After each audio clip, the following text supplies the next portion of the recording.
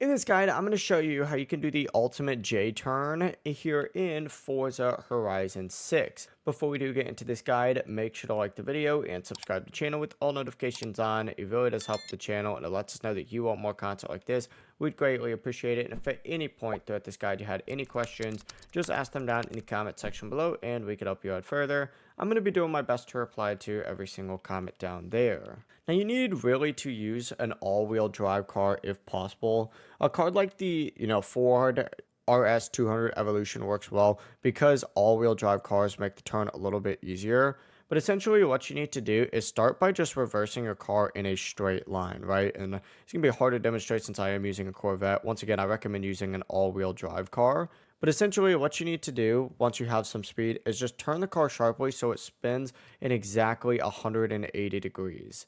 This does not have to be exactly on a road.